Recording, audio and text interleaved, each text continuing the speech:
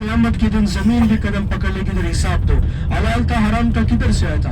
واحد جگہ مکہ مدینہ پاک جس کا حساب دینا نہیں، اللہ کے نبی ہمارے آقا نے فرمایا کھجور کا دانے کے برابر جس نے یہاں خود کھایا اس کو 70,000 نیکی ملتی ہے۔ اس سے بھی بڑی بڑی فضیلتیں مکہ مدینہ پاک کی۔ تو حاجی صاحب ایسی جگہ کا ادب کرنا چاہیے کہ بے ادبی کرنی چاہیے؟ ہم بے ادبی کر کے کسی کے اپنے دروازے بند کریں گے یا کسی اور کے کریں گے؟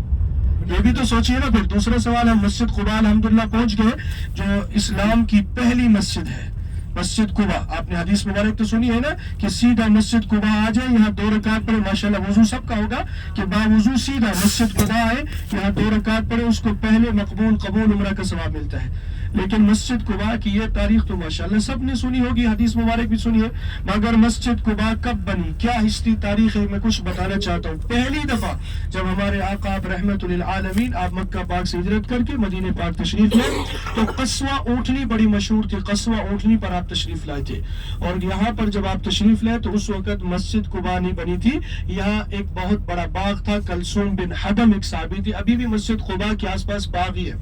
تو یہاں پر کئی سارے قبیلے رہتے تھے، بنو نجار، بنو سالم، کئی سارے قبیلے۔ یہ بنو نجار والے کوئی عام لوگ نہیں تھے، رشتے میں ہمارے نبی پاک کے نانی نانا تھے۔ جب آپ پہلی دفعہ قصوہ اونٹنی پہ یہاں تشریف لائے تو آپ کے نانی نانا یعنی آپ کے رشتہ داروں کے چھوٹے بچے بچیوں نے یہاں آپ کا استقبال کیا، اور نعت پڑھی طلع البدر علینا وجب الشکر علینا، 14ویں کا چاند نظر آ گیا، یہ نعت پڑھی گئی، آپ کا استقبال ہوا۔ مگر اس وقت مسجد قباء نہیں بنی تھی۔ صحابہ کرام نے عرض کیا یا رسول اللہ صلی اللہ علیہ وسلم، مکہ پاک ہم سے بہت دور ہے، اس وقت لوگ اونٹوں پہ گھوڑوں پہ سفر کرتے تھے اور پیدل جاتے تھے لوگ مدینہ پاک سے مکہ پاک عمرہ کرنے میں۔ کیسے جاتے تھے؟ پیدل۔ تو پیدل جائیں گے ایسا کتنا عرصہ لگے گا؟ تو عرض کیا یا رسول اللہ صلی اللہ علیہ وسلم، ہمیں ایک عمرہ کرنے میں 1 مہینہ 2 مہینے لگ جاتے، لیکن جو رشتہ دار ہمارے مکہ پاک میں ان کے پاس حجر اسود، بیت اللہ کا طواف، آب زمزم، بہت کچھ ہے۔ اب یہاں پہ یہ سوال ہو رہا ہے کہ اللہ پاک نے قرآن مجید نازل فرما دیا، حکم ہوا پیارے محبوب صلی اللہ علیہ وسلم لمسجد اسس علی التقوی من اول یوم احق ان تقوم فیہ، اے پیارے محبوب آپ ایک کام کیجیے، سب سے پہلے تقوی کی بنیاد پہ مسجد بنائیے۔ تو یہ عالم اسلام کی پہلی مسجد ہے مسجد قباء، جسے اللہ کے نبی ہمارے آقا نے خود اپنے ہی ہاتھوں مبارک دست مبارک سے تعمیر فرمایا۔ جب مسجد قباء مکمل ہو گئی، تعمیر ہو گئی، تو پھر آپ نے کیا فرمایا وہ سنیے۔ آپ نے فرمایا صحابہ کرام سے جو آدمی مدینہ پاک سے جا کر مکہ پاک میں عمرہ کرے گا وہ عمرہ اللہ پاک کے یہاں قبول ہوتا ہے، مقبول ہوتا ہے۔ ایسے ہے نا، ہم عمرہ کر کے اللہ بھی چھوڑ دیتے نا، مگر فرمایا آپ نے جو آدمی سیدھا باوضو ہو کر مسجد قباء کے 2 رکعت پڑھے گا تو اس کو پہلے سے ہی مقبول یعنی قبول عمرہ کا ثواب ملے گا۔ تو اب انشاءاللہ سب حضرات نے نوافل ادا کرنی ہے، تو سب سے ضروری ہے نوافل کا طریقہ اور نیت۔ ثواب تو ہے قبول عمرے کا، مگر نیت کبھی بھی عمرے کی نہیں کر سکتے۔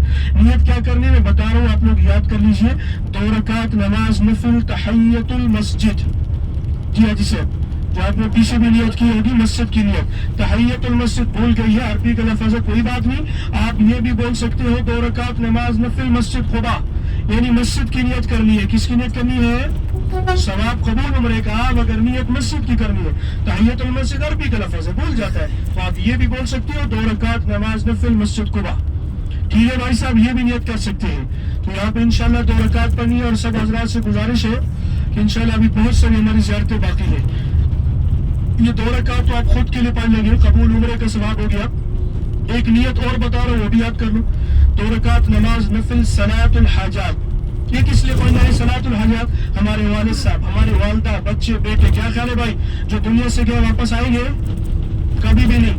آج ہم کو مسجد قباء موقع ملا اتنی بڑی جگہ پر، تو آپ جب پڑھیں گے 2 رکعت نماز نفل صلاۃ الحاجات، پڑھنے کے شروع میں سب کا دل میں ارادہ کر لو، آپ سب کا نام تو نہیں لے سکتے، تو سب کا ارادہ کر لو، جس کے لیے بھی آپ کی خواہش پڑھنا چاہتے ارادہ کر لو، فرمائے سب کو قبول عمرے کے ساتھ پہنچ جاتا ہے دل میں ارادہ کرنے سے۔ 2 رکعت خود کے لیے پڑھنی ہے، پوری بات دھیان سے سنیں۔ لوگ کیا کرتے 10 رکعت 20 رکعت، کوئی فائدہ نہیں۔ 2 رکعت پہلے خود کے لیے، تحیت المسجد، رش دیکھ لو کتنی ہے، بہت زیادہ رش ہے، مسجد قباء ہے یہ۔ پہلی 2 رکعت تحیت المسجد، ماشاءاللہ وضو سب کا ہے، پھر دوسری 2 رکعت صلاۃ الحاجات، 4 رکعت ٹوٹل پڑھنی، 2 خود کے لیے، مسجد قبا بھی بول سکتے ہیں. 2 رکعت نماز نفل مسجد قبا اور 2 رکعت نماز نفل صلاۃ الحاجات. یہاں رش ہے بہت زیادہ کیونکہ وہاں تو ہم چلو گیٹ کے پاس رکے, یہاں 6 پارکنگ ہے. ایک بھی ساتھی گم ہو گیا تو اس کو کہاں ڈھونڈیں گے. ہمارا گاڑی نمبر جو ہے 7614 یعنی 7614, یہ نوٹ کر لے سب, 7614. اس سے بھی اچھا طریقہ, میں مسجد قبا پہ کبھی بھی حاجیوں کو ایسے نہیں اتارتا ہوں. میرا ایک اصول ہے, میری ایک ترتیب ہے, کیونکہ آپ کے ساتھ تو پہلی دفعہ میرے ساتھ ہے, مگر میرے ساتھ تو کئی 100 دفعہ واقعہ ہو گیا. بھائی ایک نہ ایک ساتھی گم ہو جاتا ہے, پھر اس کو کہاں ڈھونڈیں گے. یہ شہباز آجا, یہ پرچی ہے, سب ایک ایک رکھ لو. خدا نہ خواستہ آپ راستہ بھٹک جاتے ہیں, کہیں اور چلے جاتے ہیں, وہاں جا کے لیڈیز الگ ہو جائے گی, ان کی نفل کی جگہ الگ ہے, جینس کی الگ. تو یہ ہماری پرچی ہے, اس پہ لکھا ہے ہمارا نمبر, یہ بھائی سے سب ایک ایک لے لو. اس پہ ایک کیا فائدہ ہے, اگر آپ کہیں راستہ بھٹک گئے, بھول گئے کسی بھی زیارت پہ رش میں, کوئی بات نہیں, پریشان نہیں ہونا. آپ کے پاس سم کارڈ نہیں ہوگا, موبائل نہیں ہوگا,